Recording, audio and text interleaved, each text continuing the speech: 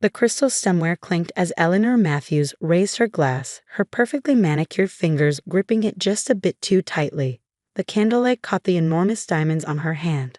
A reminder, as if anyone needed one, of the Matthews family's wealth and status. "To my son," she declared, her voice carrying across the private dining room at La Cirque, "who carries forward our family's proud legacy," her eyes fixed on me, sharp as daggers. "Despite certain complications. My name is Sarah Matthews, though according to my mother-in-law, I'll never truly be a Matthews. After 5 years of marriage to her son James, I'm still the secretary who got lucky." If only she knew that while she was planning this elaborate anniversary dinner to remind me of my place, I had been in my office, closing a deal that would save the very legacy she was so proud of. "Mother," James said, a warning note in his voice. "Not tonight." Eleanor waved her hand dismissively. "Oh, don't be so sensitive, darling. We're all family here."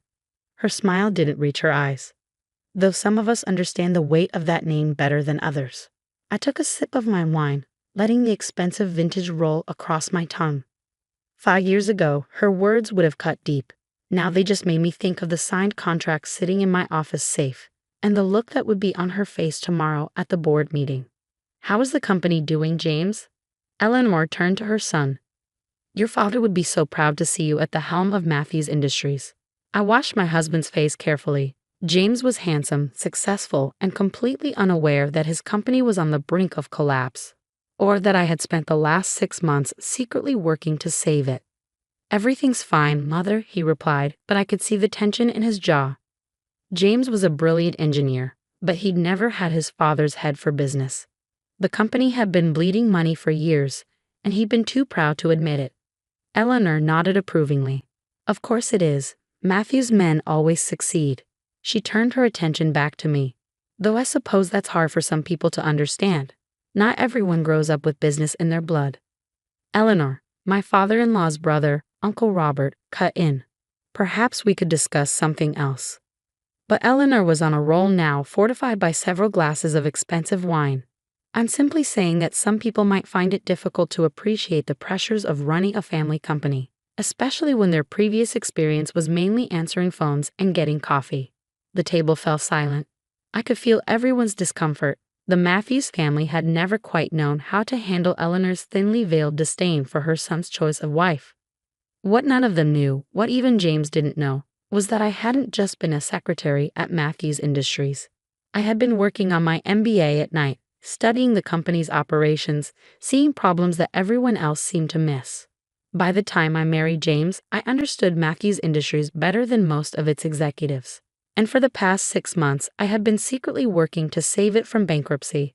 It started when I accidentally discovered some concerning financial reports in James's home office. The company was hemorrhaging money, losing contracts, and falling behind competitors.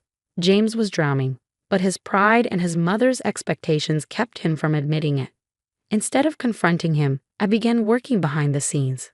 My old network from my secretary days proved invaluable: assistants and receptionists who knew everything that happened in their offices, who were happy to help the former one of them who had married the boss. Through them, I learned about a potential deal with Suntech, a rising star in the tech industry. They needed a manufacturing partner for their new line of products, and Matthews Industries had the facilities they needed. The problem was, no one at Matthews had taken their overtures seriously. Suntech was too new, too different from our traditional clients. But I saw the potential. Using my connections and working through intermediaries, I spent months nurturing the relationship, structuring a deal that would not only save Matthews Industries, but transform it for the modern era. This morning, I had finally closed the deal, $50 million upfront, with the potential for billions in ongoing contracts. Tomorrow at the board meeting, when Suntech's CEO announced the partnership, everything would change. "Sarah?" James's voice pulled me back to the present. "You're very quiet tonight." I smiled at my husband, reaching for his hand under the table. "Just thinking about tomorrow's board meeting." Eleanor's eyebrows rose. "Oh, do you attend those now?" "How progressive of you, James." "Sarah's insight is valuable," James defended, though I could hear the slight uncertainty in his voice. Even after 5 years, his mother's disapproval could still shake his confidence. "I'm sure it is," Eleanor said, her voice dripping with condescension. Tell me, Sarah, what insights could you possibly offer about running a company that's been in our family for 3 generations? I met her gaze steadily. Sometimes a fresh perspective is exactly what a company needs, Eleanor. She laughed, the sound sharp and dismissive. Fresh perspective? My dear, you wouldn't know the first thing about running a business of this magnitude. This isn't like organizing the office Christmas party. I felt James tense beside me, but I squeezed his hand, silently asking him to let it go. Tomorrow would bring enough drama without adding to it tonight. Perhaps you're right, I said smoothly, raising my glass. To the Matthews legacy. Eleanor smiled triumphantly, clearly taking my response as submission. As she noticed the slight curve of my lips, the quiet confidence in my eyes, she dismissed it as the wishful thinking of a social climber who had married above her station. The rest of the dinner passed in a blur of subtle jabs and backhanded compliments. Eleanor held court, reminiscing about the glory days of Matthews Industries, when her husband William had turned it into one of the largest manufacturing companies in the country. Your father had such vision, she told James. He could spot an opportunity a mile away. That's the Matthews instinct, something that can't be learned in some community college course. Another pointed look in my direction. I thought about the contracts in my office, about the months of careful negotiation, about the future I had secured for the company while they were all clinging to the past. Tomorrow couldn't come soon enough. After dinner, as we waited for the valet to bring our car, James pulled me close. I'm sorry about Mother, he said softly. You know how she gets. It's fine, I assured him, straightening his tie. Nothing she says matters. He studied my face. You seem different lately. More confident. Like you know something the rest of us don't. I smiled, thinking of the board meeting tomorrow. Maybe I do. Care to share? All in good time, I said, kissing him lightly. Just promise me you'll be at the board meeting tomorrow. Don't let anything keep you away. He looked puzzled but nodded. Of course. Though I don't know why it's so important. It's just another quarterly review. If he noticed my slight smile, he didn't mention it. That night, as James slept beside me, I stayed awake, reviewing the events that had led to this moment. I thought about my first day at Matthews Industries, a fresh-faced secretary with an MBA dream. How Eleanor had walked past my desk every morning without so much as a glance in my direction. How James had been different, actually seeing me, appreciating my insights, falling in love with me despite his mother's opposition. I thought about the day I discovered how bad things really were at the company. The shock of seeing the true financial statements, the realization that the company's proud legacy was about to come crashing down. The decision to act, to save not just the company but my husband from the weight of failure. Tomorrow would change everything. The question was, would they be ready for it? My phone buzzed softly. A text from Angela, Suntech's CEO. Everything set for tomorrow. Can't wait to see their faces. I smiled in the darkness. Angela had become more than just a business partner over the months of negotiation. She understood what it was like to be underestimated, to have to prove yourself in a world that had already decided what you were worth. Get ready for a show, I texted back. The Matthews Industries boardroom was impressive by design. 40 stories up, with floor-to-ceiling windows overlooking the city, it was meant to intimidate. The massive mahogany table, the leather chairs, the portraits of past CEOs lining the walls. Everything screamed old money, established power. I arrived early, watching the morning sun paint the city gold. The contracts were safely stored in my briefcase, along with a presentation that would change everything. James had already left for his usual morning meetings, completely unaware of what was coming. Eleanor arrived exactly 10 minutes before the meeting was scheduled to begin, wearing her trademark Channel suit and an expression of barely concealed disdain when she saw me. Sarah, don't tell me you're actually staying for the board meeting. She made it sound like I was planning to crash a private club. Of course, I replied calmly. I wouldn't miss it. She sighed dramatically. Really, James needs to set better boundaries. These meetings are for actual board members and executives, not— She waved her hand dismissively, family observers. Before I could respond, the other board members began filing in. I recognized them all.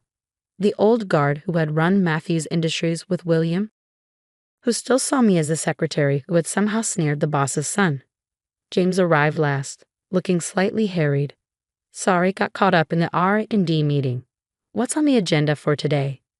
Theodore Wells, the CFO, cleared his throat. Actually, we have some concerning matters to discuss regarding the company's financial position. Before we get to that, I interrupted smoothly, standing up. There's something else that needs to be addressed. Eleanor's eyes narrowed. Sarah, dear, this really isn't the time for whatever this is. Actually, Eleanor, this is exactly the time. I moved to the front of the room, pulling out my laptop and connecting it to the display screen. You see, I've been working on something for the past 6 months. Something that's going to change everything for Matthews Industries. The room fell silent as I pulled up the first slide. Charts showing the company's declining revenues, lost contracts, mounting debts, everything they have been trying to hide. What is this? James asked, his voice tight. Sarah, how did you get these numbers? I finished for him. I've always had access to them, James. I've been watching our company slowly die while everyone in this room pretended everything was fine. Eleanor stood up, her face flushed with anger. This is outrageous. You had no right to access these documents. James, are you going to let your wife? Mother. James cut in, staring at the screen. These numbers, are they accurate? Theodore shifted uncomfortably. Yes, we've been trying to find a way to tell you. The situation is quite serious. I clicked to the next slide. 6 months ago, I started working on a solution. Something that would not only save Matthews Industries but transform it for the future. The boardroom door opened and Angela Chen walked in, followed by her executive team. Eleanor's mouth fell open as she recognized the CEO of Sun Tech. Ms. Chen? James stood up, confused. I wasn't aware we had a meeting scheduled. That's because the meeting wasn't with you, James, Angela said, smiling at me. It was with Sarah. I pulled out the contracts from my briefcase. Ladies and gentlemen, I'm pleased to announce that Matthews Industries has just entered into a historic partnership with Sun Tech, a $50 million immediate investment with projected contracts worth billions over the next decade. The room erupted in chaos, board members talking over each other, James staring at me in shock, Eleanor looking like she might faint. This is impossible, Eleanor finally managed. You're just a secretary. You couldn't possibly. Actually, Angela interrupted. Sarah has proven to be one of the most brilliant strategists I've ever worked with. She saw the potential for this partnership months ago, when everyone else was too caught up in the past to see the future. I distributed copies of the contracts. The deal is already signed. Sun Tech gets the manufacturing capability they need, and Matthews Industries gets the innovation and capital it desperately needs. A perfect partnership. James was reading through the contract, his expression a mix of amazement and something else. Pride, maybe. Sarah, this is incredible. But why didn't you tell me? I moved to stand beside him. Because you needed to be protected. If the deal hadn't worked out, if I had failed, no one would have known how close we came to losing everything. Your reputation would have been safe. Protected. Eleanor scoffed, though her voice wavered. You went behind everyone's back, made decisions about our family company. I saved our family company, I corrected her firmly. While you were also busy protecting the Matthews legacy, you nearly destroyed it. Sometimes it takes an outsider to see what the insiders are too close to notice. The board members were murmuring amongst themselves, reviewing the contracts with growing excitement. The terms were excellent. I had negotiated from a position of knowledge rather than desperation, creating a deal that would benefit both companies. Angela stepped forward. I'd like to make another announcement. Given Sarah's extraordinary work on this deal and her clear vision for the future, Sun Tech would like to recommend her for a position on the Matthews Industries board. Eleanor made a choking sound. This is absurd. She's not qualified. Actually, Theodore interrupted, looking up from the contracts, looking at what she's accomplished here. I'd say she's more than qualified. This deal, it's brilliant. It saves us from bankruptcy while positioning us for growth we haven't seen in decades. James stood up, taking my hand. I second the nomination. My wife has proven she understands this company better than any of us. One by one, the board members voiced their agreement. Eleanor sat there, her face pale, as her carefully maintained world order crumbled around her. Well, I said, squeezing James's hand, I believe we should vote on it. All in favor? Every hand in the room went up, except Eleanor's. She stared at me, finally seeing me clearly for the first time. How? She whispered. All this time. Because you never bothered to look past what you thought you saw, I replied. You were so convinced I was just a secretary who got lucky that you never noticed I was actually a businesswoman who got smart. The rest of the meeting passed in a blur of discussions about integration plans and future strategies. I watched as the old guard of Matthews Industries finally began to understand that their world had changed, and that I had been the one to change it. After the meeting, James pulled me into his office. Why didn't you tell me how bad things were? That the company was nearly bankrupt? I touched his face gently, because I knew you were doing your best. You're brilliant with the technical side, James, but sometimes love means protecting the people we care about while we fix what's broken. He laughed softly. Protect me? Sarah, you saved everything. The company, our future, my family's legacy. You're extraordinary. Does this mean you're not angry I kept it from you? He pulled me close. Angry? I'm in awe of you, and a little bit terrified, if I'm honest. Later that evening, as we were leaving the office, we ran into Eleanor in the lobby. She looked smaller somehow, less intimidating than she had at dinner the night before. Sarah, she said, her voice unusually hesitant. I owe you an apology, many apologies actually. I studied her face, seeing the genuine struggle there. You never gave me a chance, Eleanor. You decided who I was the moment you saw me at that desk. Yes, she admitted.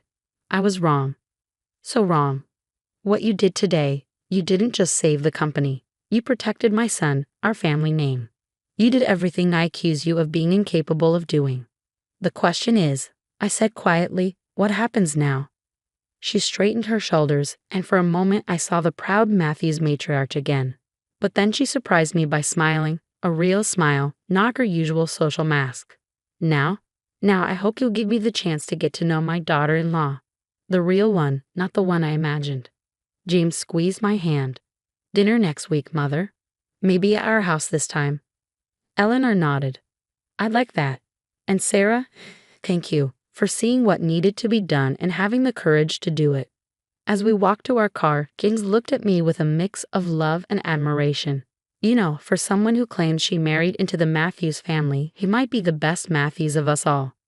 I thought about everything that had led to this moment, the years of dismissal and doubt, the months of secret work, the triumph of today's reveal. But most importantly, I thought about the future we could now build together. I didn't marry into the Matthews family, I said, smiling at my husband. I married you. Everything else was just business. He laughed, pulling me close. Remind me never to play poker with you. As we drove home, my phone buzzed with a message from Angela. Dinner next week. We should discuss phase 2 of the expansion plan. I smiled, thinking of all the possibilities ahead. Sometimes the best revenge isn't revenge at all. It's showing people exactly who you are, and watching them realize how wrong they've been all along.